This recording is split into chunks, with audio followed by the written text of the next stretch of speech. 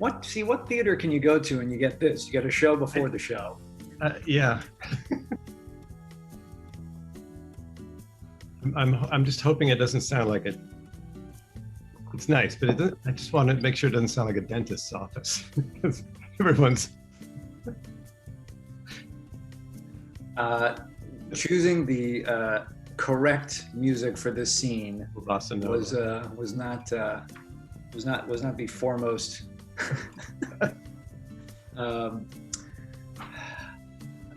I did what I could, but yes. I didn't. I can't resist. Make a little. I'll turn it over to you, Geoffrey. You can play music. No. You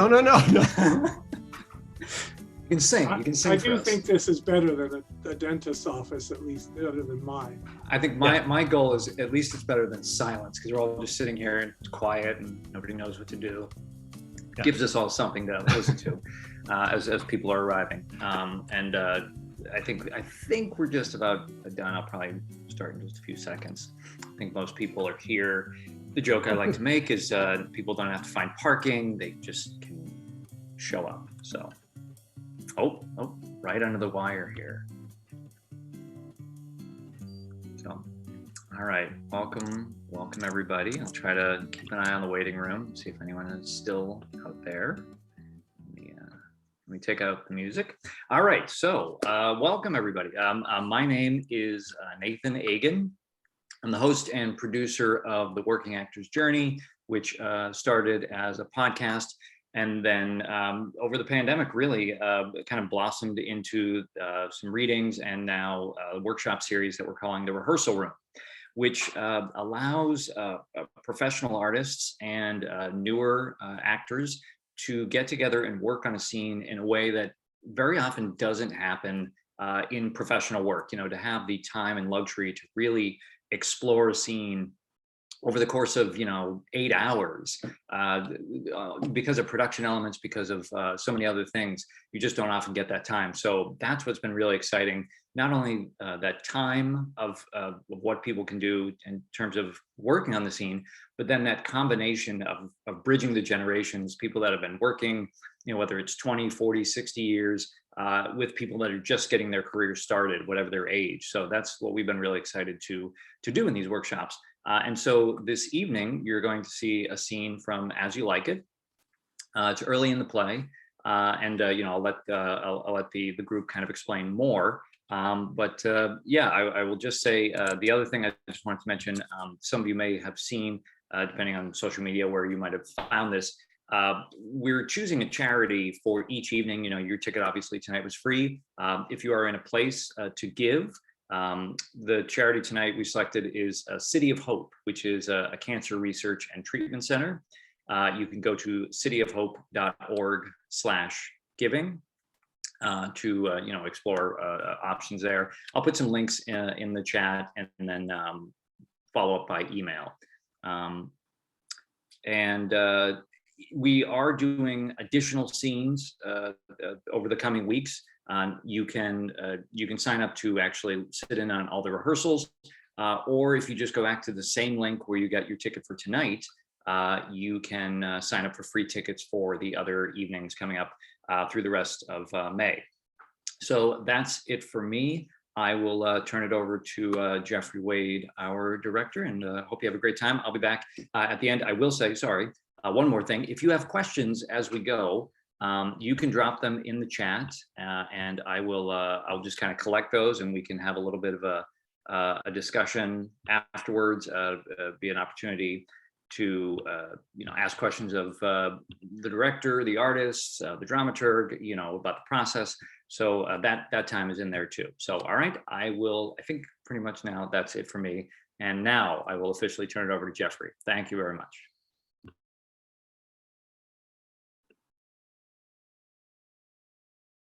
Oh, you're muted, Geoffrey. Yeah, that's the problem with having a dog. Good. Hi, everyone. I'm Geoffrey Wade. I had the pleasure of directing this scene.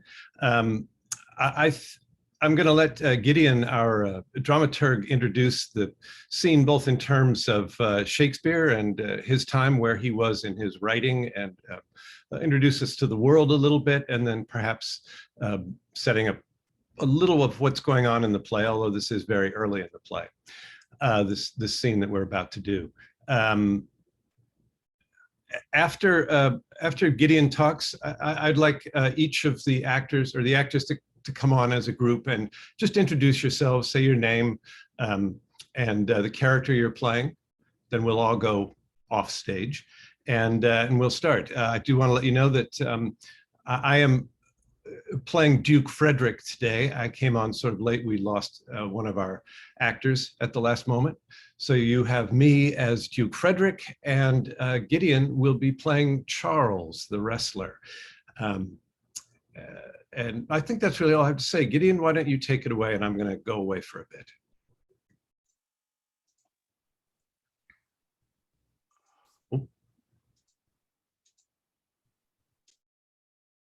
Can you hear me? I've got, it says you cannot start your video because host has stopped it. Yeah, I got the same thing. I can hear you. Nathan, what's going on? Sorry, I must have clicked something accidentally. Let me try this. There we go. Okay, Gideon, try that now. Okay, here we go. Perfect. All right. Thank you for having me. I'm Gideon Rappaport. I'm the dramaturg on this scene, but I'm dressed for playing Charles tonight because of our change. I'll say a little bit about Shakespeare's, about when the play comes and the world, as I've been asked to, and then say something about the play. The play is written in about 1599. It's the height, or the early height, of Shakespeare's career in the theater. It comes after Much Ado and Julius Caesar. It comes just before Hamlet and Twelfth Night. So he's feeling his oats. He's at the peak of his powers. And the world he's living in, I always say there are two important things to know about the world that Shakespeare lives in and writes for and writes within. One is hierarchy. It is not it's not a horizontal world, a Darwinian world of equal competitions. It is a hierarchical world with God at the top and brute matter at the bottom and every rank in between. And if you're going above your rank, you're breaking the order, and that's bad. And it's equally bad if you're going below your rank, you're breaking the order, and that's bad. The reason this is important is that we've got a usurping duke in charge of the court. Now he's taken his brother's position. That means trying to get himself into a higher position than the order of nature and the order of the universe meant for him. The other thing is that every level in the hierarchy, from the level of the angels to all the political levels to the hierarchies of aristocracy and human beings, down through all the kinds of animals, each of these worlds is a kind of reflection of the macrocosm, is a microcosm of the macrocosm. And Shakespeare can mine every world for metaphors. He can call upon animals, he can call upon nature, he can call upon politics, history, religion, the natural world in all its aspects, every kind of social world, every kind of stereotype of different people in different parts of the world, in order to harvest metaphors to get across his point.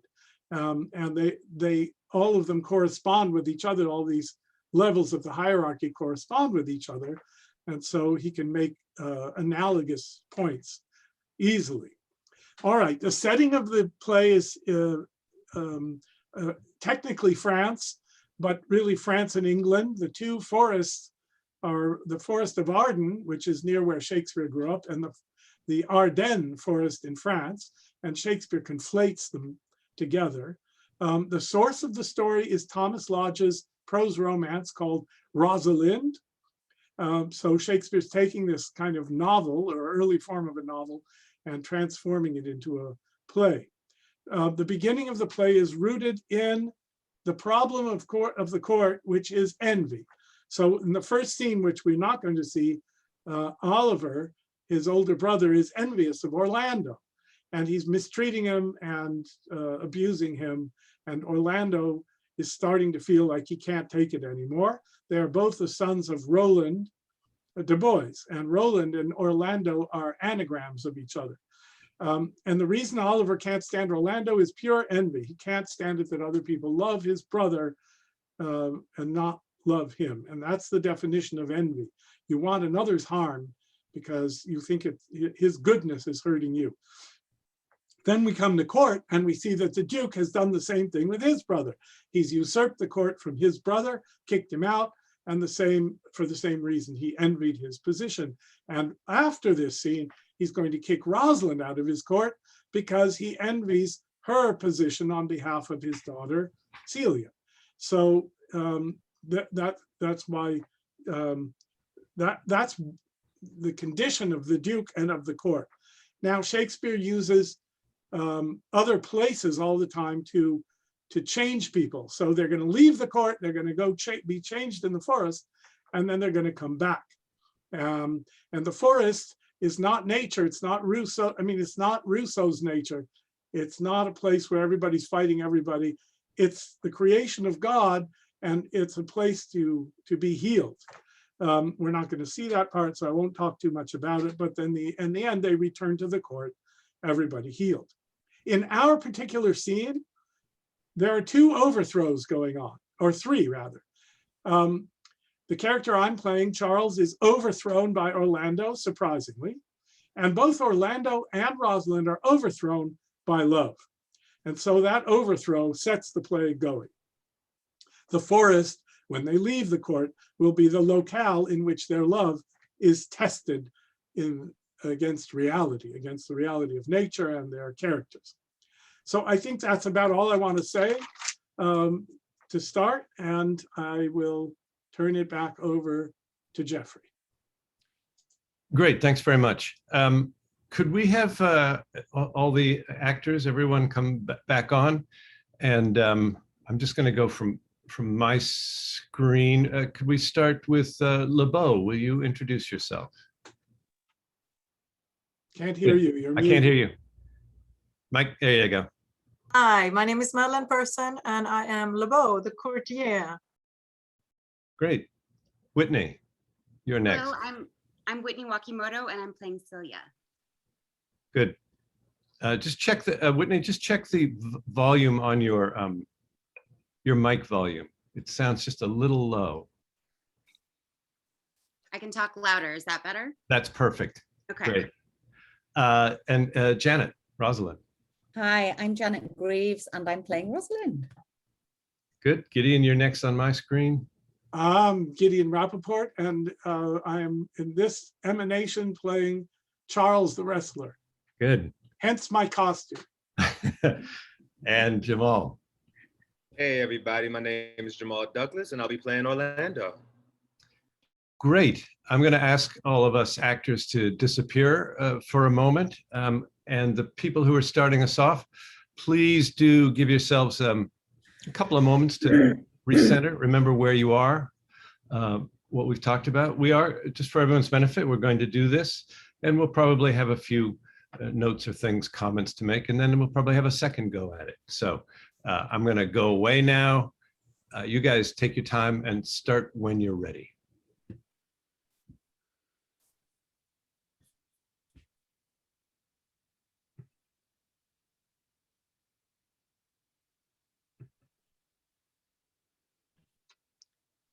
I pray thee, Rosalind, sweet my coz, be merry. Dear Celia, I show more mirth than I am mistress of, and would you yet I were merrier? Unless you could teach me to forget a banished father, you must not learn me to remember any extraordinary pleasure. Herein I see thou lovest me not with the full weight that I love thee.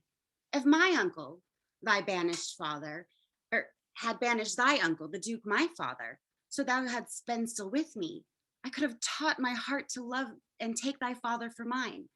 So wouldst thou, if the truth of thy love to me were so righteously tempered as mine is to thee. Well, I will forget the condition of my estate to rejoice in yours. You know my father hath no child but I, nor none is like to have. And truly, when he dies, thou shalt be his heir. For what he hath taken away from thy father perforce, I will render thee again in affection. By mine honor, I will. And when I break that oath, let me turn monster. Therefore, my sweet Rose, my dear Rose, be merry. From henceforth, cuz I will, and devise sports. Let me see. What think you of falling in love? Marry, I pray thee do, to make sport withal. But love no man in good earnest, nor no further in sport neither, with safety of a pure blush thou mayst in honor come off again. What shall our sport be then? Let us sit and mock the good hussif fortune from her wheel, that her gifts henceforth may be bestowed equally. I would we could do so, for her benefits are mightily misplaced, and the bountiful blind woman doth most mistake in her gifts to women. 'Tis true, for those she makes fair, she scarce makes honest, and those she makes honest, she makes very ill-favoredly.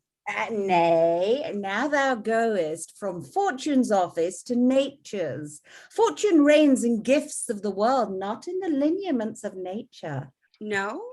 When nature hath made a fair creature, may she not by fortune fall into the fire?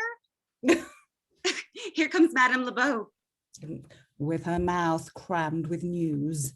which she will put on us as pigeons feed their young. Then shall we be news crammed. All the better. We shall be more marketable. Bonjour, Madame LeBeau. What's the news? Bonjour, princess. You have lost much good sport. What? Of what color? What color, madame? How shall I answer you? As wit and fortune will. I would have told you of good wrestling, which you have lost the sight of. Yet tell us the manner of the wrestling. I will tell you the beginning, and if it please your ladyships, you may see the end, for the best is yet to do. And here where you are, they're coming to perform it. Well, the beginning, that is dead and buried. There comes an old man and his 3 sons. I could match this beginning with an old tale. 3 proper young men of excellent growth and presence. With bills on their necks, be it known unto all these men by these presents. The eldest of the 3 wrestled with Charles the Duke's wrestler, which Charles in a moment threw him and broke 3 of his ribs. But there is little hope of life in him. So he served the 2nd, and so the 3rd. Yonder they lie, the poor old man their father, making such pitiful dole over them that all the beholders take his part with weeping. Alas, but is there any else longs to see this broken music in his sides? Is there yet another dotes upon rib breaking?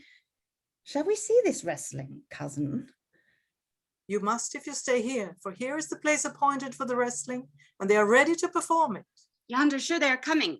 Let us now stay and see it. Come on, since the youth will not be entreated, his own peril on his forwardness. Is yonder the man? Even he, madam. Alas, he looks too young, yet he looks successfully. How now, daughter and cousin? Are you crept hither to see the wrestling? Aye, my liege, so please you give us leave. Well, you'll take little delight in it, I can tell you. There is such odds in the man. In pity of the challenger's youth, I would fain dissuade him, but he will not be entreated. Speak to him, ladies. See if you can move him. Call him hither, good Madame LeBeau. Do so. I'll not be by. Monsieur the challenger, the princess calls for you. I attend them with all respect and duty. Young man, have you challenged Charles the wrestler?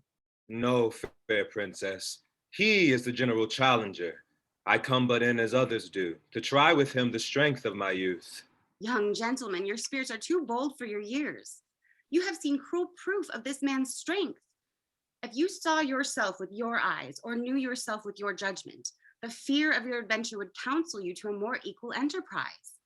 We pray you for your own sake to embrace your own safety and give over this attempt. Do, young sir.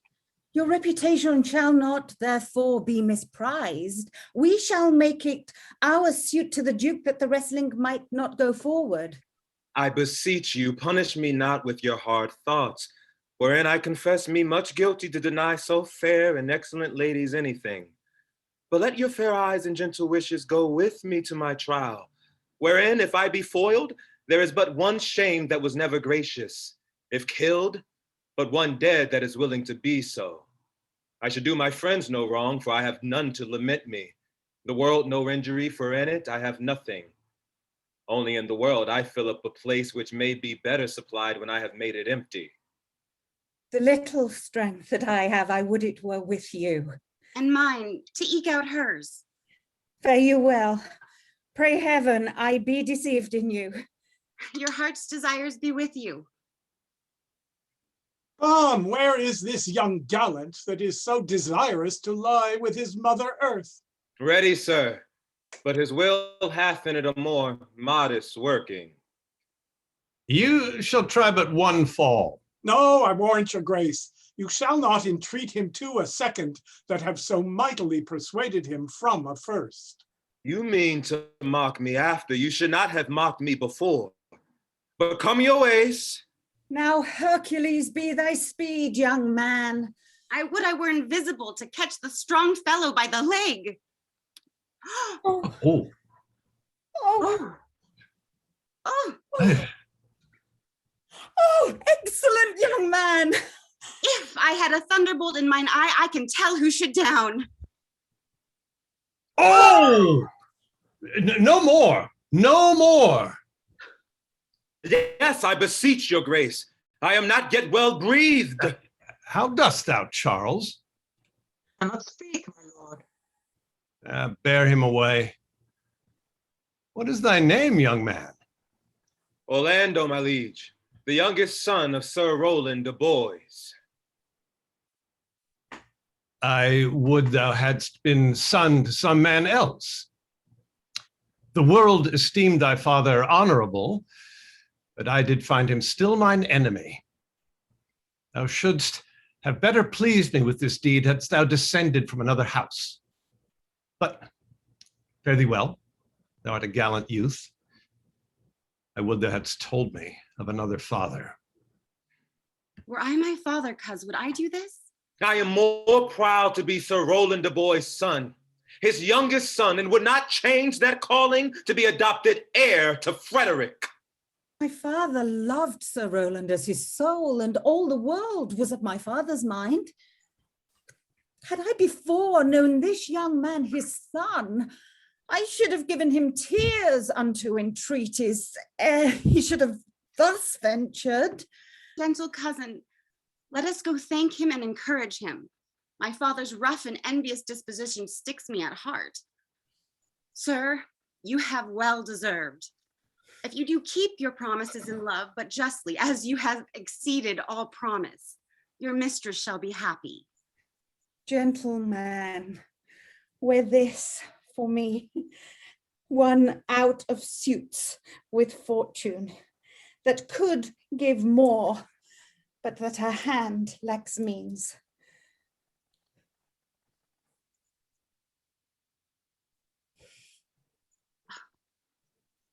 There we go, cuz. Aye, fare you well, fair gentleman.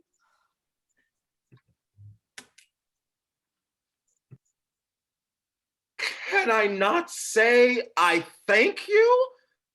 My better parts are all thrown down, and that which here stands up is but a Quentin, a mealess, lifeless block. He calls us back. My pride fell with my fortunes. I'll ask him what he would. Did you call, sir?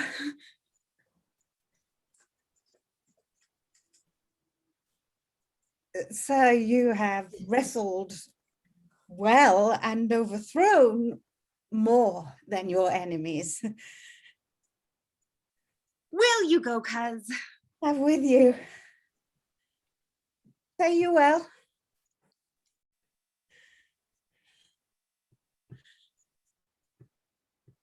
What passion hangs these weights upon my tongue? I cannot speak to her, yet she urged conference. Oh, poor Orlando, thou art overthrown. Or Charles or something weaker masters thee.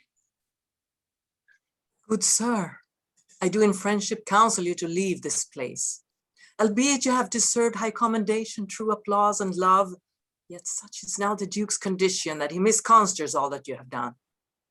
Duke is humorous, What he is indeed more suits you to conceive than I to speak of. I thank you, sir. And pray you, tell me this. Which of the two was daughter of the Duke that here was at the wrestling? Neither his daughter, if we judge by manners, but yet indeed the smaller is his daughter. The other is his daughter to the banished Duke, and here kept by her usurping uncle to keep his daughter company, whose loves are dearer than the natural bond of sisters. But I can tell you that of late this Duke has taken displeasure against his gentle niece, grounded upon no other argument but that the people praise her for her virtues and pity her for her good father's sake. On my life, his malice against the lady will suddenly break forth. Sir, fare you well. Hereafter, in a better world than this, I shall desire more love and knowledge of you. I rest much bounden to you. Fare you well. Thus must I from the smoke into the smother, from tyrant Duke into a tyrant brother. But heavenly Rosalind.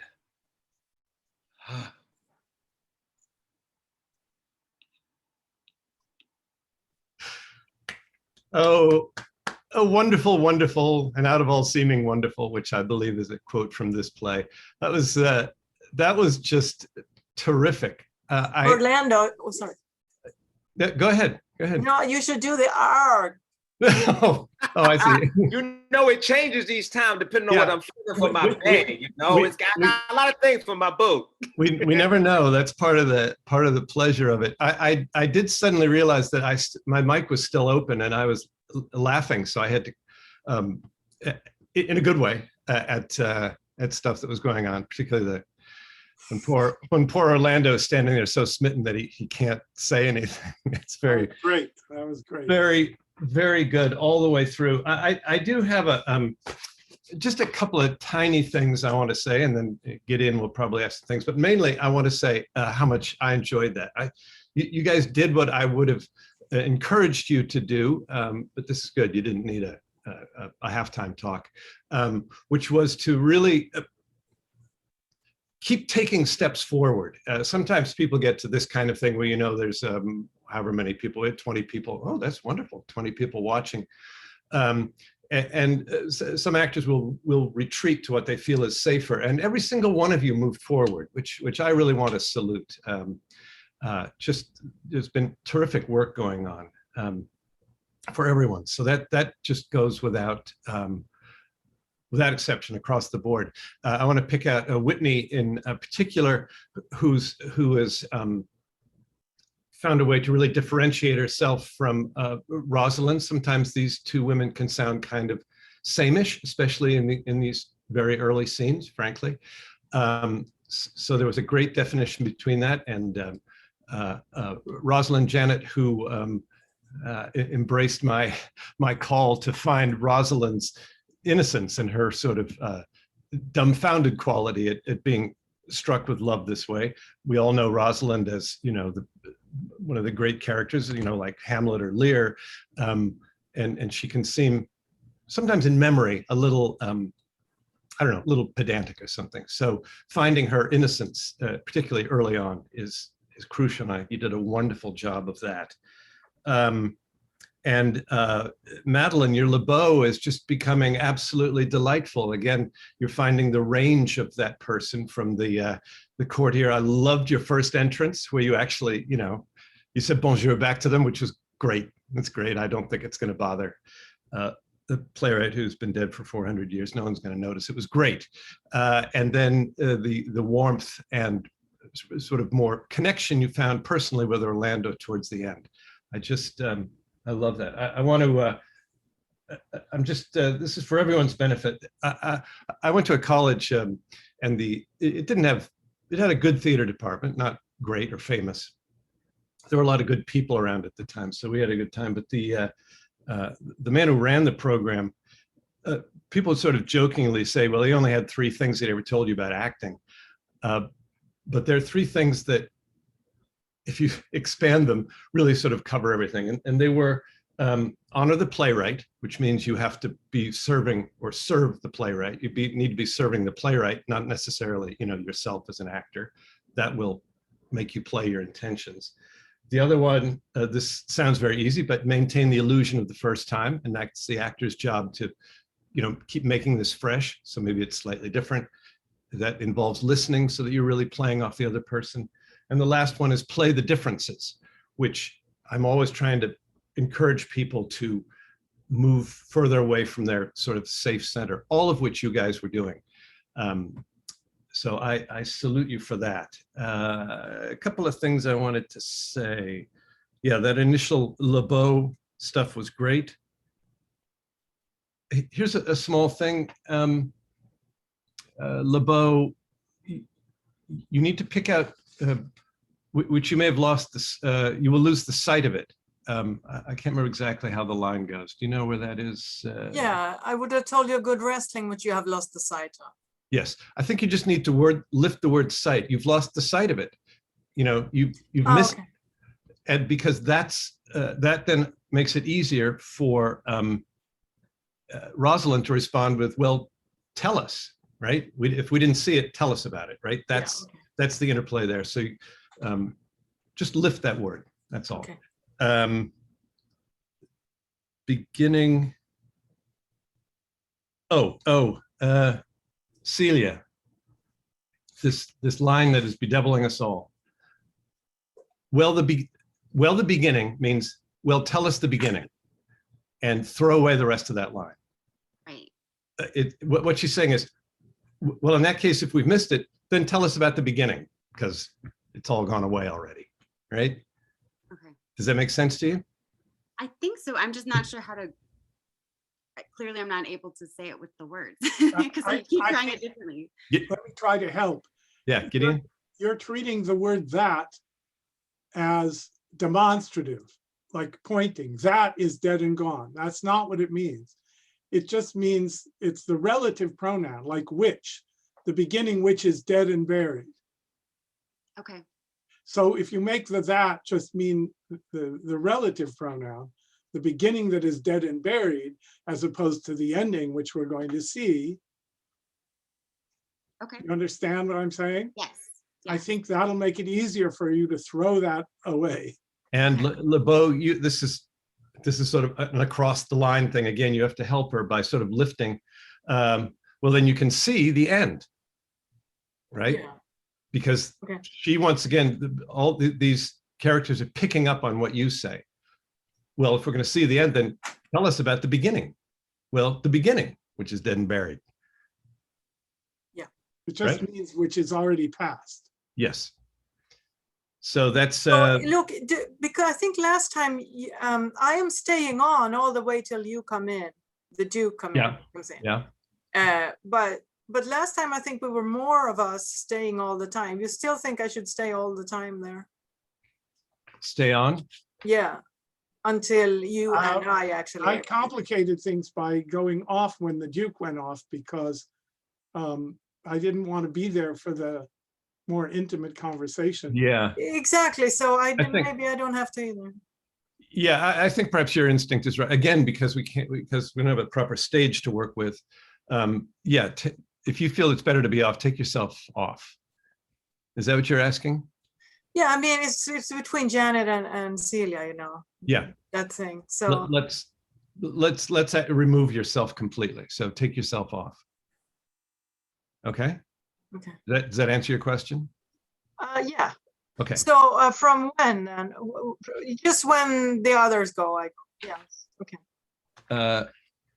When Charles goes then. No.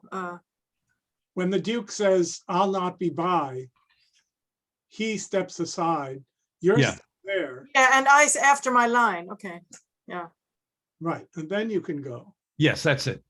Exactly. Yeah. So leave after your line. After Monsieur the Challenger, the princess calls for you. Good. LeBeau, here's another compliment for you. You really took us nicely through something that had a three-ladder. So he served the second and so the third. It was great. Yeah, that was the best it's been. That was really nice. Okay. you sort of gave us a ladder of intensity. It's like it's happened to this guy, and happened to the second guy, and happened to the third guy. I don't want to go over it too much. You did it well and good. Well done. Orlando, your big speech about, you know, talking about how, you know, no one's going to miss me. It doesn't matter. You don't have to be where. I'm looking at the wrong page. Where you are. There you are. Yeah, I just wanted to see your face because of the Zoom. You're all in a little line here. That speech was extremely well done. I just want to let everybody know who's listening how well that was, how that was picked out, the way you were emphasizing the oh God, what's the word? The compare. What is it? What's the word? The comparison. Antithesis. The antitheses throughout. It's just really well done. So I hope people who are listening got a nice schooling in Shakespeare there.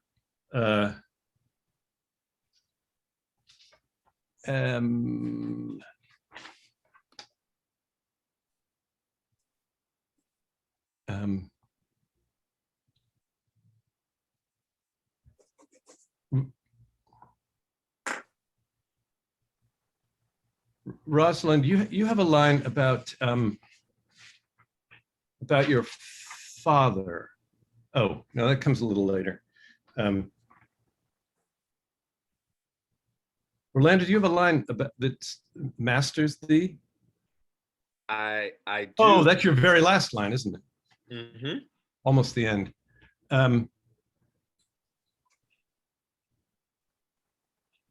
I made a note, but then I've changed my mind. I'm not quite sure whether masters or thee is more important. They both need value. I think you chose thee this time. I slightly prefer masters, but I also think the more I think about it, the less. I want him to hit weaker. That's the key word in that line. Yep. Well, there you go. This is why we have a dramaturg. That is actually the correct. That'll help us through. Thank you. LeBeau, your final speech. As I said, lovely work on that. I think you can trust that you're doing well, trust that you're doing right, and I think you can just slow it down a little bit, right? It's a bit. You're doing well. All the values are right. You just begin to.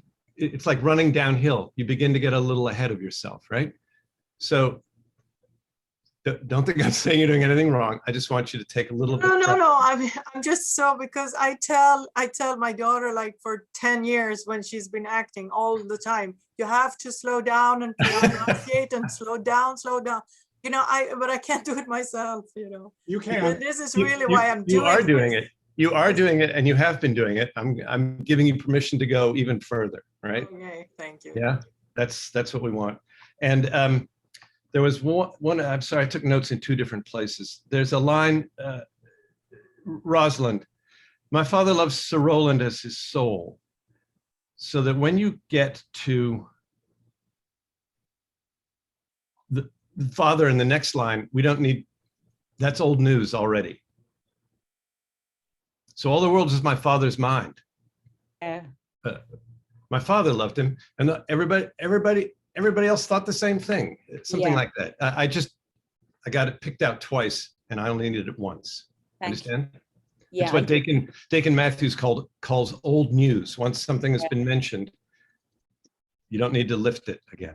That's basically all I had to say. Gideon will have a few. Does anybody have any questions or comments for me before we go on to Gideon? Okay, Gideon. Sure. I don't have that many, actually. I think I had stars in my eyes and I wasn't being too meticulous, but I did get a few. CELIA, line 10. Still means always. So thou hadst been still with me. As long as we'd been always together, I could have taught my love, blah, blah, blah. You get what I mean? I'm not saying do anything differently. I just want to know that you know what that means. Thank you. And then CELIA also at line 29. what was it? Oh, than. We missed the than in line 28, actually. Nor no further in sport, neither. You left out than with safety of a pure blush, thou mayst in honor come off again. Did you catch that? Yes. Okay, Orlando, 165. I want you still to hit youth instead of strength. The wrestling with Charles is a test of strength. We know that. The difference is there are such, what's the word, Geoffrey? There are such odds in the man, and you're trying the strength of your youth. You've got a kind of strength of youth that he doesn't have. Okay, cool. I'm gonna do this, but I'm gonna let you know, last week, y'all told me to hit strength. And the week before that, y'all told me to hit youth. Okay, and so I am applying the note, but it did switch up each week. It's like as soon as I hit the other thing, it's what's the next. What I would say is the replay. We get them in the email every week. What I would say is build. You can hit strength, but build so youth is bigger. That's all. Beautiful. I love that. Thank you. Thank you so much. The actor's lament. Yeah. I know. You do the note and you get the other note again. Actor's lament. All right. I ask a simple question, I get a pageant. Okay, Rosalind. 236.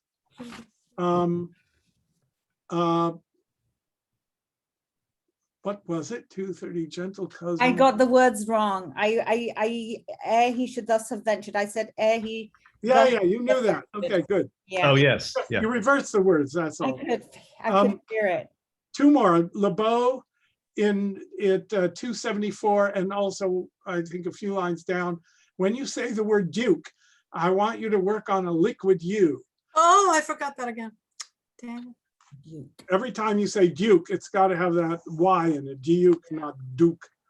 And Orlando, I'm not going to fight with Geoffrey about your final thing, but my dramaturgical note would be, do that, or whatever you're going to do on the words instead of adding words, instead of adding syllables. That's part of trusting the playwright. Oh, because it's a short line. No, just because he gives you the words. He let that short line be the drama rather than saying the line and then going, huh. And what it and that's on the end for the last line. Your last line. Very last line.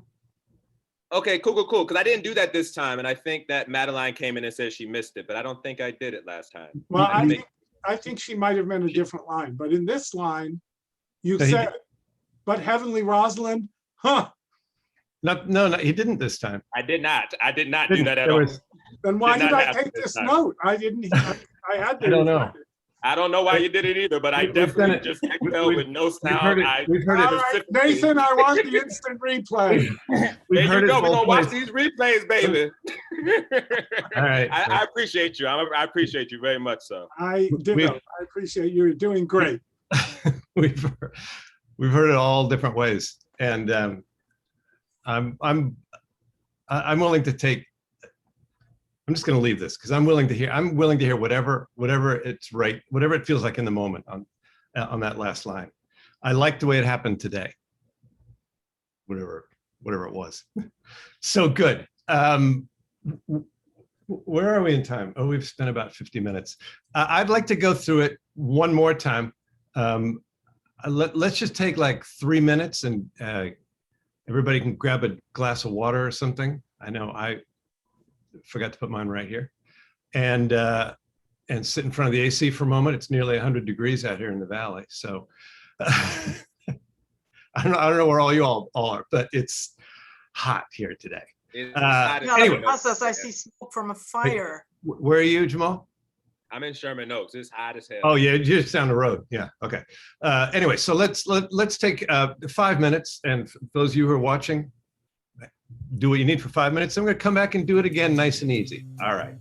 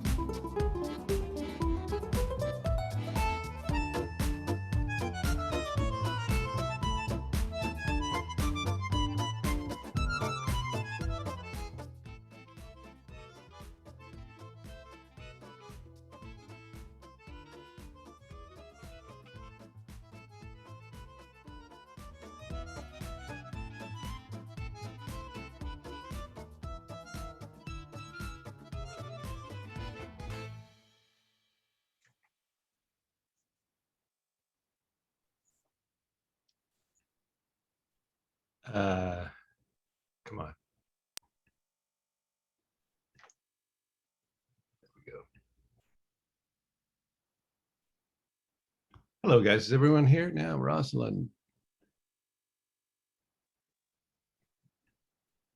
Oh, good. Celia. Okay, good. Good. Welcome back. I think it sounded like klezmer music in Paris somehow. It was really, it's kind of fun. It's kind of a little bounce to it. All right, let me get my script up here. Great, we're gonna go through it one more time. Nice and easy, enjoy yourselves.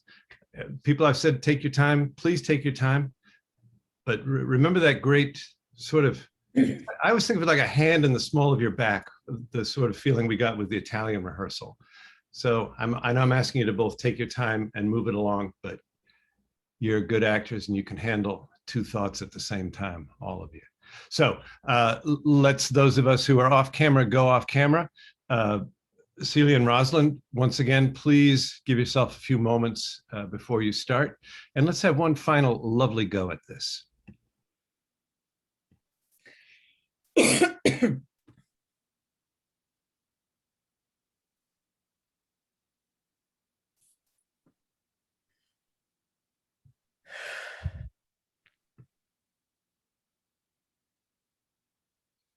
Pray thee, Rosalind, sweet my coz, be merry.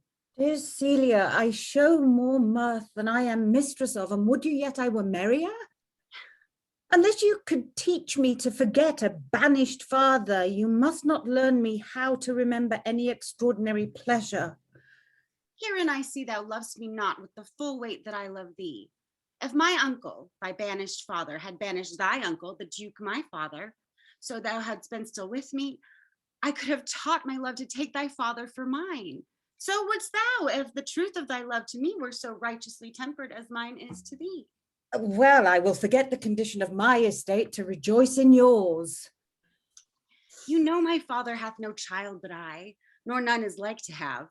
And truly, when he dies, thou shalt be his heir. For what he hath taken away from thy father perforce, I will render thee again in affection. By mine honor I will. And when I break that oath, let me turn monster. Therefore, my sweet Rose, my dear Rose, be merry. From henceforth I will, coz, and devise sports. Let me see. What think you of falling in love? Marry, I pray thee do, to make sport withal. But love no man in good earnest, nor no further in sport neither than with safety of a pure blush thou mayst in honor come off again. What shall be our sport then? Let us sit and mock the good huss of fortune from her wheel, that all her gifts may be henceforth bestowed equally. I would we could do so, for her benefits are mightily misplaced, and the bountiful blind woman doth most mistake in her gifts to women. 'Tis true, for those she makes fair, she scarce makes honest, and those she makes honest, she makes very ill-favoredly. Nay, now thou goest from fortune's office to nature's. Fortune reigns in the gifts of the world, not in the lineaments of nature. No, when nature hath made a fair creature, may she not by fortune fall into the fire? Here comes Madame LeBeau. With her mouth full of news. Which she will put on us as pigeons feed their young. Then shall we be news crammed. All the better. We shall be more marketable. Bonjour, Madame LeBeau. What's the news? Fair princess, you have lost much good sport. Sport? Of what color? What color, madame? How shall I answer you? As wit and fortune will. I would have told you of good wrestling, which you have lost the sight of. Yet tell us the manner of the wrestling. I would tell you the beginning, and if it please your ladyships, you may see the end. For the best is yet to do, and here where you are, they're coming to perform it. Well, the beginning that is dead and buried.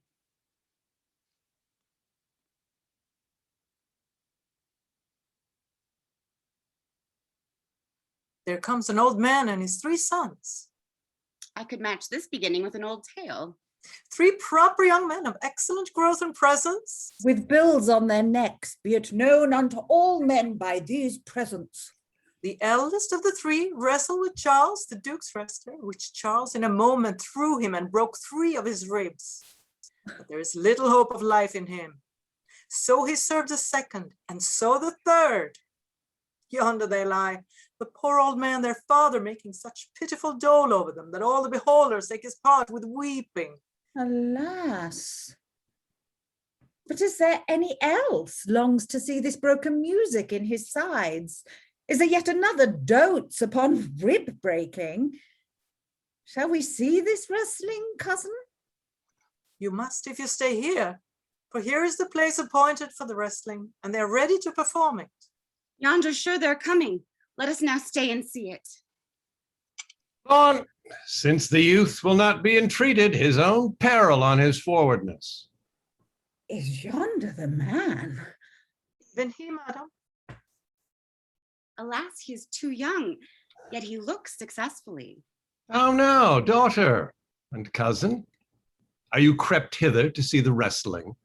Aye, my liege, so please you give us leave. Oh, you'll take little delight in it, I can tell you. There are such odds in the man.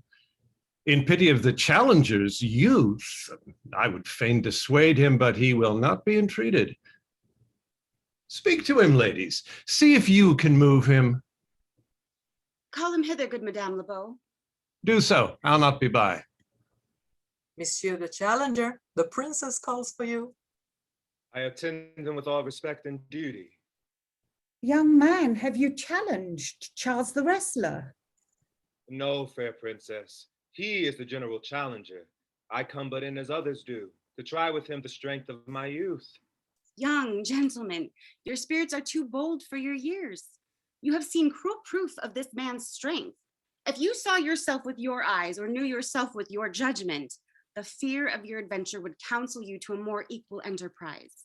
We pray you for your own sake to embrace your own safety and give over this attempt. Do, young sir. Your reputation shall not therefore be misprized. We will make it our suit to the Duke that the wrestling might not go forward.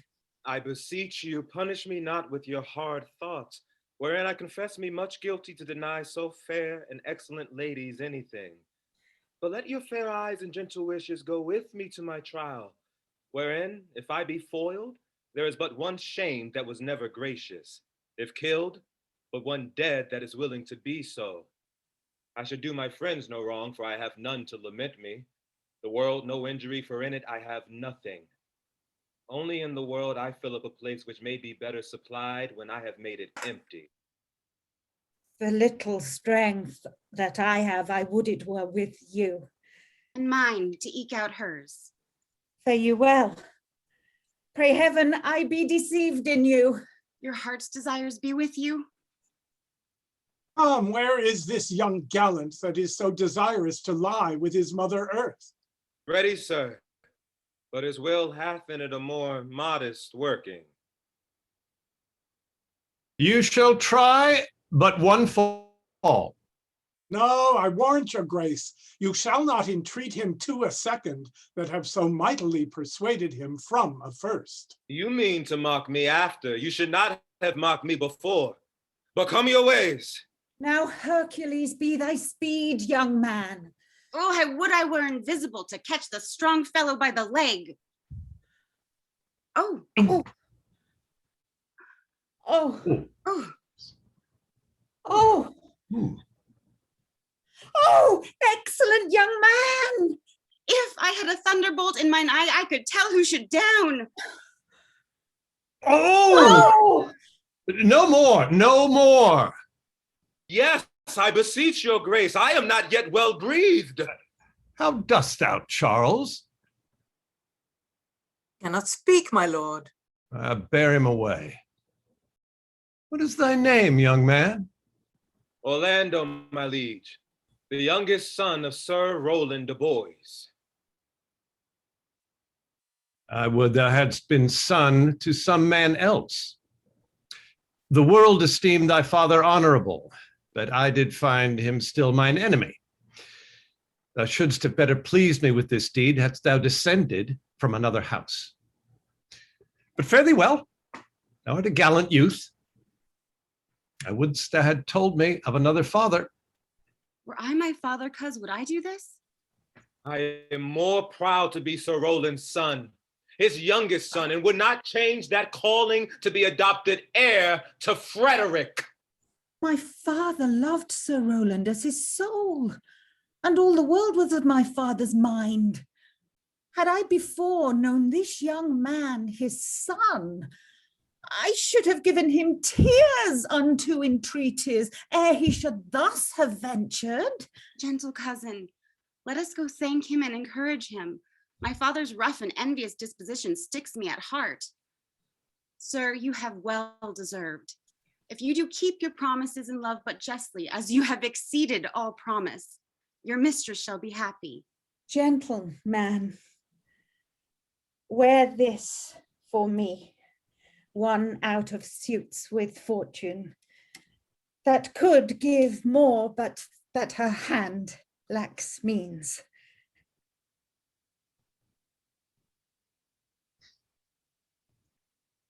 Shall we go, cuz? Aye, fare you well, fair gentlemen.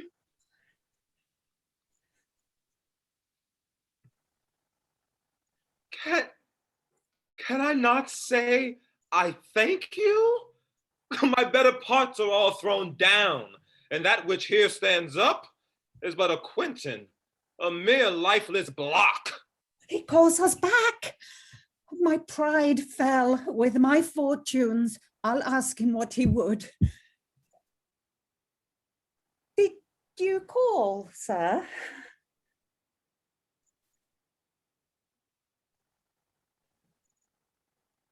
Sir, you have wrestled well and overthrown more than your enemies. Will you go, cuz? Have with you. Fare you well.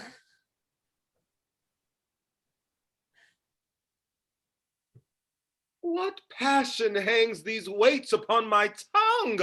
I cannot speak to her, yet she urged conference. Oh, poor Orlando, thou art overthrown. Or Charles or something weaker masters thee. Good sir, I do in friendship counsel you to leave this place. Albeit you have deserved high commendation, true applause and love, yet such is now the Duke's condition that he misconstrues all that you have done. The Duke is humorous. What he is indeed, more suits you to conceive than I to speak of. I thank you, sir. And pray you tell me this. Which of the two was daughter of the Duke that here was at the wrestling? Neither his daughter, if we judge by manners, but yet indeed the smaller is his daughter. The other is daughter to the banished Duke, and here detained by her usurping uncle to keep his daughter company, whose loves are dearer than the natural bond of sisters. But I can tell you that of late this Duke has tamed his pleasure against his gentle niece, grounded upon no other argument but that the people praise her for her virtues and pity her for a good father's sake. And on my life, his malice against the lady will suddenly break forth. Sir, fare you well. Hereafter, in a better world than this, I shall desire more love and knowledge of you. I rest much bounden to you. Fare you well. Thus must I from the smoke into the smother, from tyrant Duke into a tyrant brother. But heavenly Rosalind.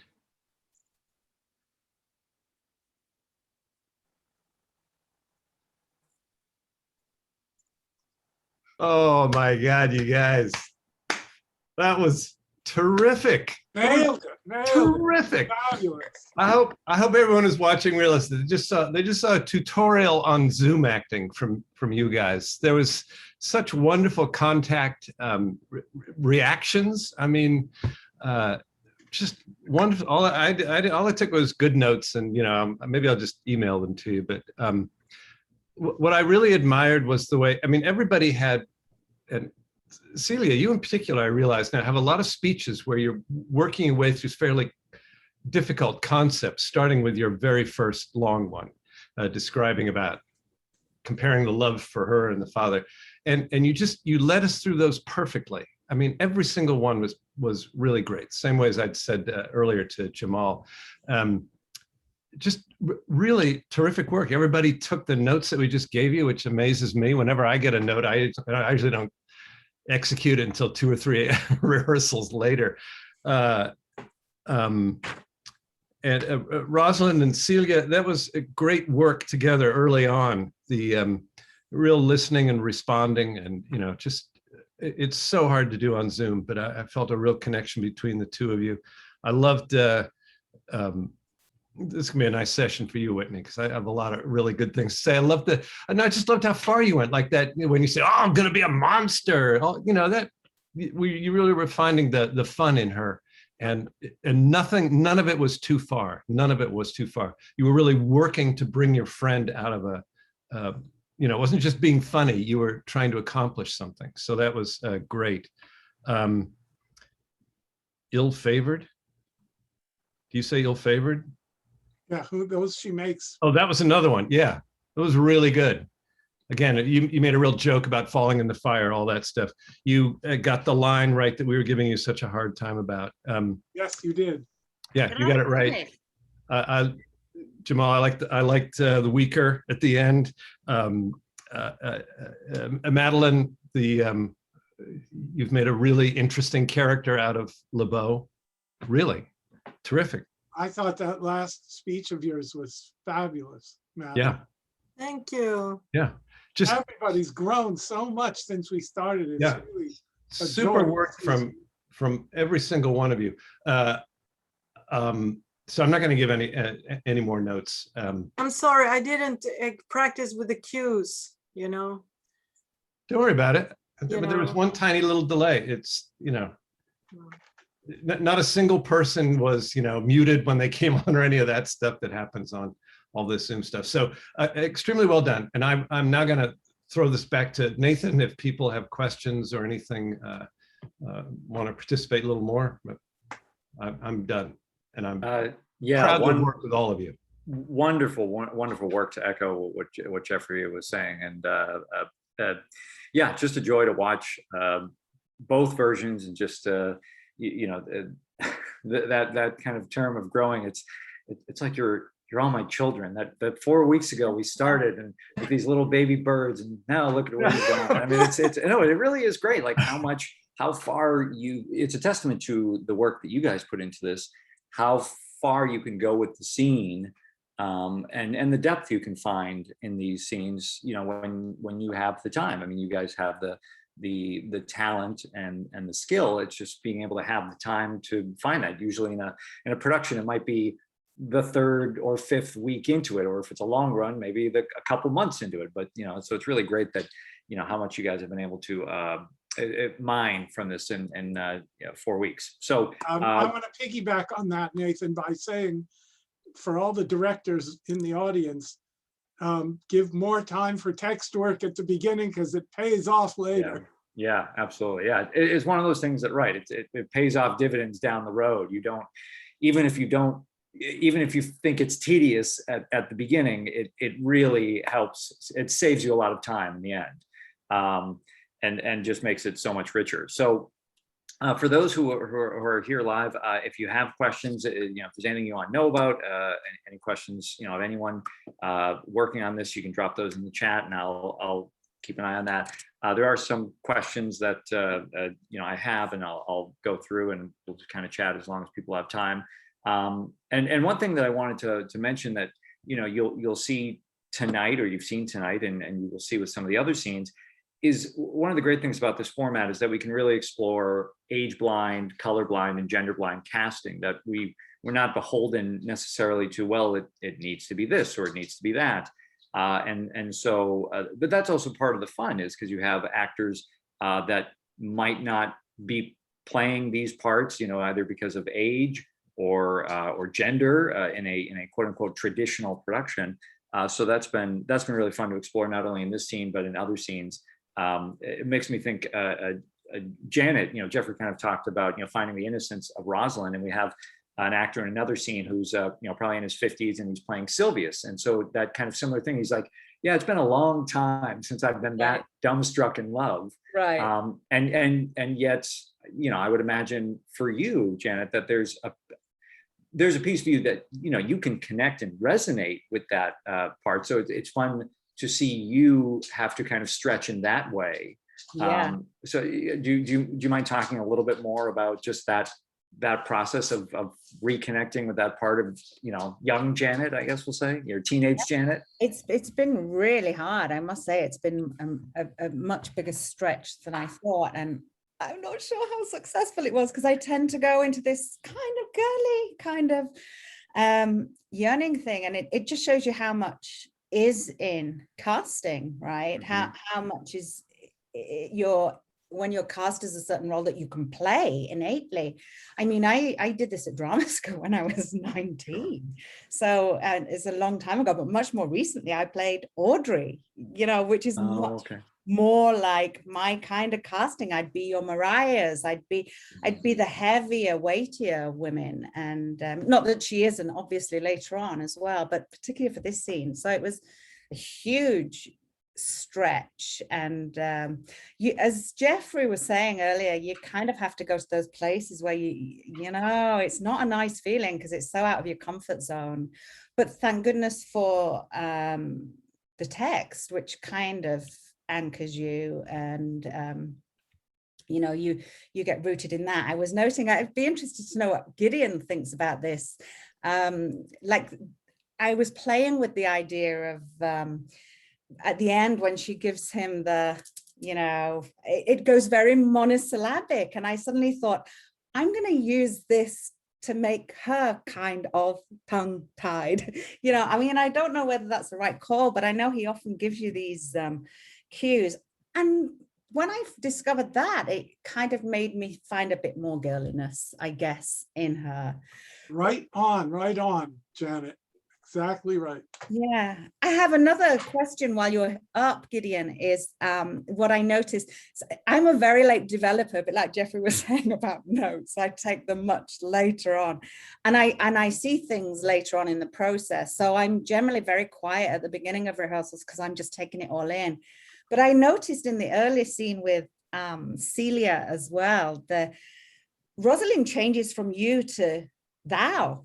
And we talked about that earlier, right? The difference between you and thou. And in the debate about, the good huss of fortune, I think, does she change, do you think, to thou in that, because they're debating and they're being more intellectual about things than they have been? I think what she's responding to is Rosalind's expression of love, and saying, when my father dies, you're going to be his heir, because we two are one, and so she's not any longer talking to the daughter of the reigning duke, but she's talking to her best friend. And I think the language hints at that. He's not hitting us over the head with it, but I think that's why you're seeing that shift. Ah, right. Okay. That's interesting. They're becoming more, the conversation turns more intimate. When Rosalind is depressed at the beginning, she's detached even from CELIA, and CELIA can't stand that. Right. They've been together all along, but Rosalind's still in shock. Her father's been banished. She doesn't know what to do. She was kept at court, and pretty soon she's going to be banished too. And then CELIA goes with her. So in a sense, CELIA is training her on what the meaning of love is. And she says, you don't love me as much as I love you, because if the situation were reversed, would I do that? So I think that's what draws her back into their intimacy. Right, right. See, that's fascinating for me I knew there was definitely a shift there in it, and it makes complete sense what you're saying. Yeah. Yeah. I wanted to add something to what before we get too far past it, because I think it's a conversation that comes up a lot, and I think it's important for the actors in the room to know about this and to talk about this, about colorblind and gender blind. And I like to switch that to color conscious and gender conscious, because as an actor of color, I leave Shakespeare spaces, and the first thing that people say to me is, "Oh my gosh, you were so great," and it's like elevated because I'm Black doing Shakespeare. And then the next thing is, how is it being a Black person in this play? And so I think we do need to elevate the language of these things and be more conscious about these things, you know, because it's color consciousness, because like people still see us as we are in our bodies, in our lived experiences on the stage. And so it's not a blind thing at all. It has to become a conscious thing, because it is a part of the conversation for people when the gender is switched, or when you're a person of color in Shakespeare, because historically we're not used still today in 2021 seeing people of color on stage. And so I think that I just want to elevate the conversation and throw that out there as something for people to think about color consciousness and gender consciousness, and let's take away the word blind, because people still see me on stage, and that's the conversation. It's the excitement that I speak so well, and I'm like, you didn't think I could? And it's that, oh, you're doing Shakespeare. That's a big thing for colors of actor out there. And so I wanted to take away the language of blind, because it is erasing what actually happens in reality when I do things. Can I just add to that what you are doing is taking away the language of fear, because people are afraid to offend people by talking about things that they might get smashed for talking about. And you're the opposite. You are inviting the conversation, which opens it up and makes people comfortable to talk that way. And I think that's absolutely fantastic. In addition to your being such a good actor, I think that is a tremendous contribution to the social world of actors and directors and dramaturges and so on. I agree. So bravo, bravo. Even with, thank you so much, I appreciate it. And I mentioned this because even being in this space and playing this role, when I was in grad school, I was not called in for romantic leads. I was literally told that, oh, you don't, yes, what? That is what happens to actors of I know. In the world. I was about to ask if you'd ever done Orlando. I have never done off that Orlando, but before I got to grad school, I played a lot of romantic leads in Shakespeare for my young age. But in certain worlds, this still happens. It still happens. So I always think about it from my experience, being conscious of the work that I do and what I'm capable of. It still happens where I'm not called in. I'm called in for the clown because I'm a Black guy with locks, you know, in certain places. And so those things still happen. And so I embrace the conversation because it's still a very real thing for a lot of actors out there. And we can't just slide past it in these conversations. I mean, even looking at this room, we can't slide past that in these conversations because it's important to continue to have them until it's not a conversation anymore, because it's just the is of our world. And it's not yet, we're not there yet. Well, on that subject, can I recommend something? I saw, it's only a few months old on YouTube, a Globe performance of Hamlet that is gender banned. And so, which was really good. So Globe Hamlet and- The Globe in London or the old Globe in San Diego? Oh, okay. I think it was the London, the real one, Thank you, Madeleine. And the real one. Well, the real one burned down at least a couple of times, but I mean, yes, as did the Globe in San Diego. Yes, it did. Right. Yes. Right after I worked there, it was one of the many theaters. I don't know about the American one. Okay, I only thought there was one. Okay. It's okay. Well, I want to acknowledge Jamal. Thank you for bringing that up. And to echo Gideon's comments, as the person who introduced those phrases, I want to say that how you responded invited more discussion rather than kind of just closing things down. So I applaud how not only you talk about this in addition to wanting to further the conversation. So I will definitely think more about those topics and how we talk about that and how we bring in, continue to bring in diversity in all ways, in the future projects we do. So thank you for bringing that up. I really appreciate that. Absolutely. Anytime. I bring up everything.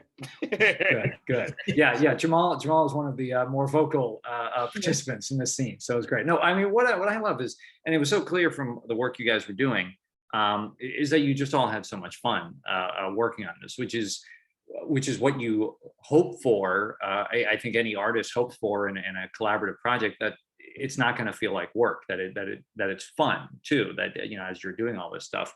I was curious, and I don't need to pick on anybody, but I was curious if anyone else had any particular challenges with the character, or something they discovered in the role over the 4 weeks, or any kind of expectations you had going into it about who you thought the character was, and then over time, something shifted. Anyone wanted to respond to that?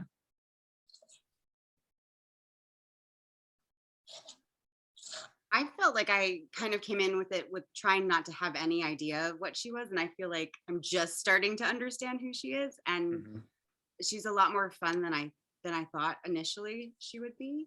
And that's, again, through all the text. There's like these little switches that she does, and yeah, it was fun because I said yes to doing this because I was like, I really want to have fun and do something, something that I'm not doing lately, and this was very fun, and it was fun to explore, and to allow her to become something, because it's been so long since I've been in like a full rehearsal process where it's focused on the rehearsal, where you really just get to kind of discover, and yeah, I really enjoyed that. Whitney, she has a scene later in the play in which she is really milking the melodrama with Rosalind, when she's seen the letters and the poems, and she's seen Orlando, and she's not spitting it out, and Rosalind saying, "Tell me who it was," and she's playing with her. So you're exactly right. She has that in her, and it comes out more through the play. Another question that came up was, for the actors like Jamal and Janet, Whitney, that you guys have done professional productions and all that, so you've had those constraints of set and costumes and lights and time and all this kind of stuff. Do any of you want to speak to just the way that we were able to work, or that you guys were able to work on this scene in terms of this way and this context? Just your experiences of being able to take so much time to explore the scene this way.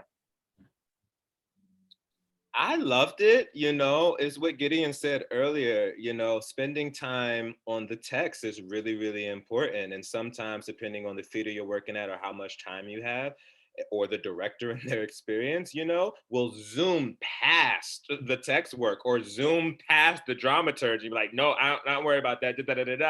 And for me, that makes it harder as an actor working on this heightened text when I go back home, because for me, I'm very vocal and I speak the way that I speak. Like, I think it's important for actors to know that you have a voice in the room. And when I was younger in Shakespeare, not feeling like it was for me, I always minimized my voice. It's important to have a voice in the room. So I love the back and forth. I love talking to the dramaturg. I love going back with voice and speech, because not because I'm right or because they're wrong. It's because in order for me to embody this character, it's important for me not to just say yes, but say yes, and this came up when you said that. That's how you really bring the play and this text to life.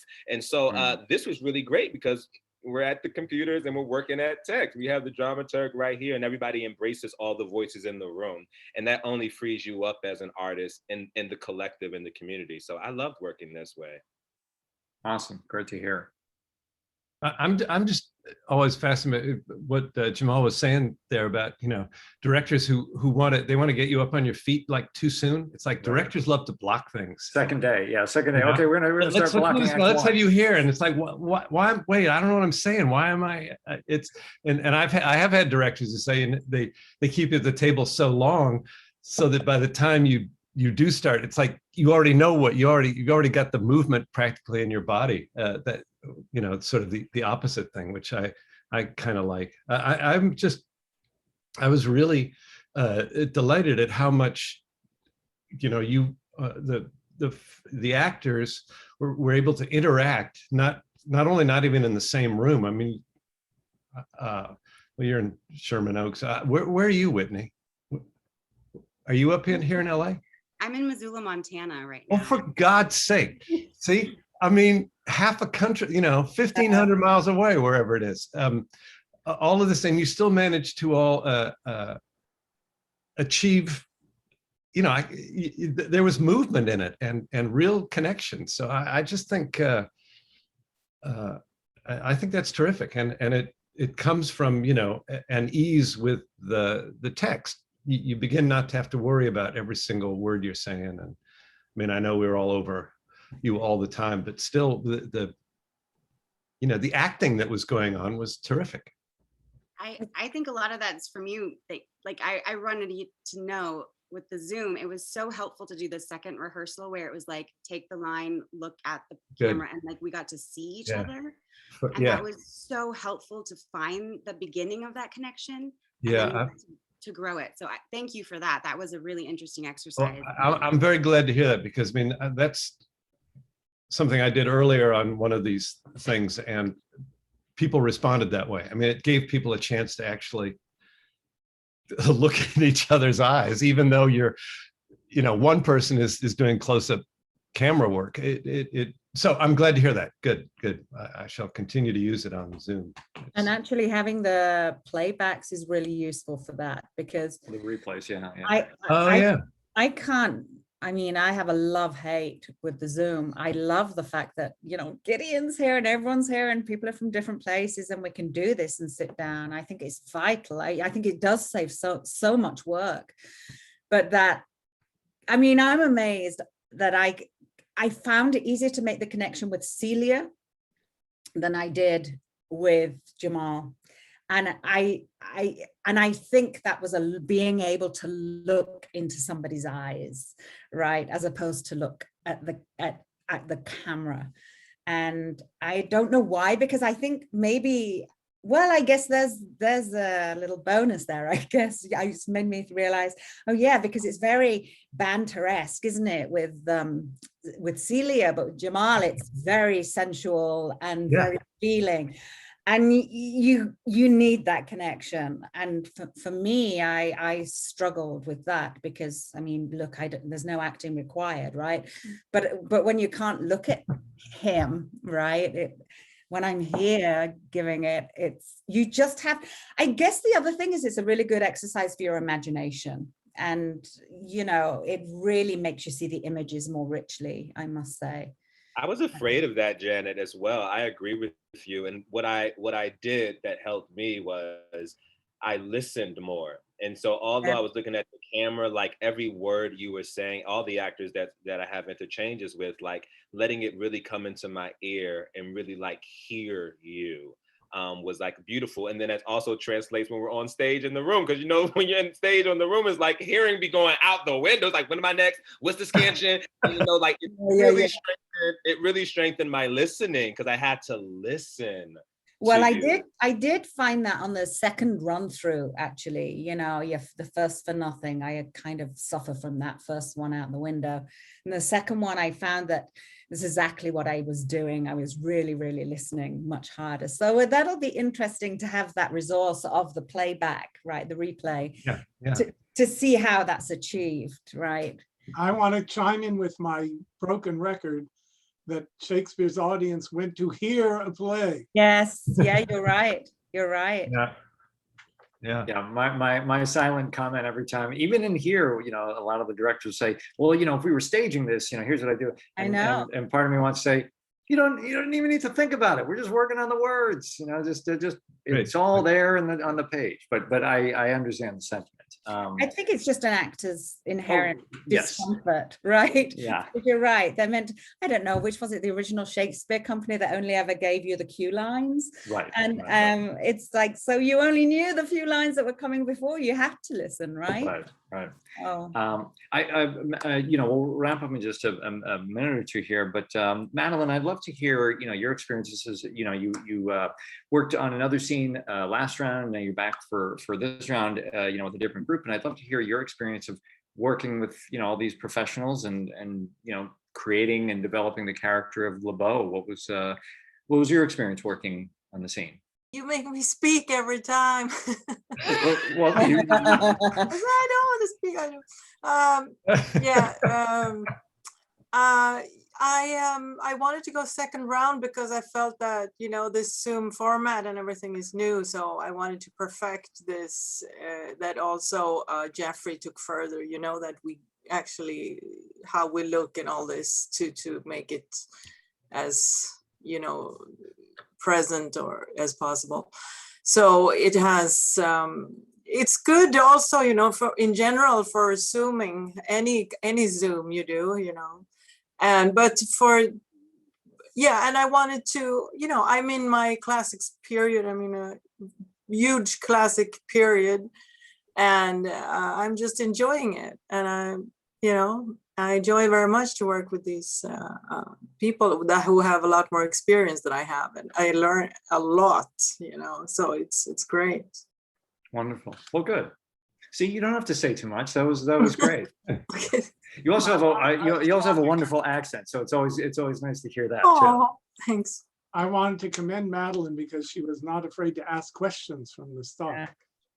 I know, another good lesson from you know, rehearsal. So don't worry about, you know.